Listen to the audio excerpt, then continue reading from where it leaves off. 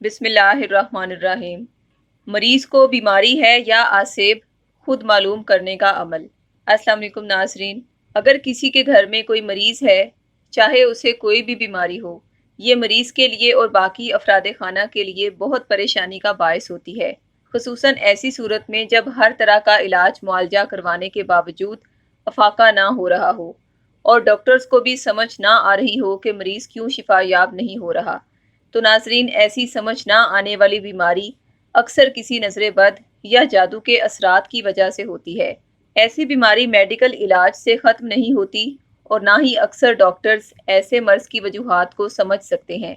ऐसी सूरत हाल में हमारे रूहानी माहिरीन इसका रूहानी हल पेश करते हैं।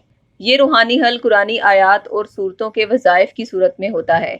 अगर आपके घर में भी कोई ऐसा मरीज़ है तो आप मंदरजा झैल तरीके से अमल करके जान सकते हैं कि ये मर्ज़ कोई बीमारी है या किसी और शैतानी अमल का नतीजा है।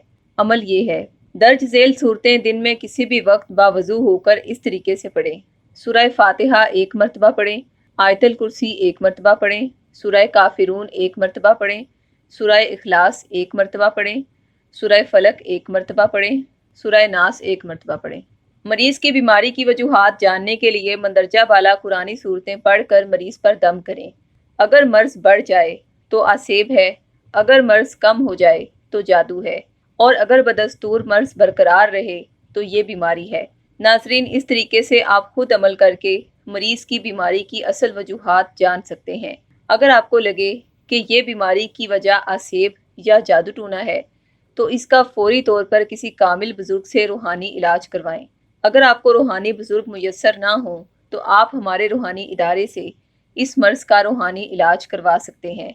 इस मकसद के लिए हमारे रूहानी माहिरीन ने आसेब और जादू टूने की बीमारी को दूर करने के लिए कुरानी आयात के नक्श तैयार किए हैं, जो मरीज़ के नाम मंसूब करवा के मरीज़ के पास रखें। इंशाअल्लाह उल अज़ीज़ मरीज़ को अफाका होगा और बीमारी जड़ से ख़त्म हो जाएगी। ये तावीज़ बतौर हदिया 1400 रुपये या अहद के ज़रिए फ़ी सबिलिल्लाह हासिल करने के लिए इसी वीडियो की डिस्क्रिप्शन में दिए गए फ़ोन नंबर्स पर राब्ता करें। हमारी दुआ है कि अल्लाह रब्बुल इज़्ज़त हुज़ूर नबी करीम सल्लल्लाहु अलैहि वसल्लम के नालैने पाक के सदक़े आपको कामिल ईमान अता फ़रमाए और आपको हर बीमारी से महफूज फरमाए। आमीन सुम्मा आमीन।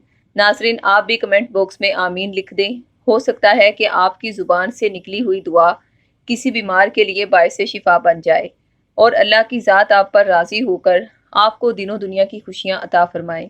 आमीन सुम्मा आमीन। शुक्रिया। अल्लाह हाफ़िज़।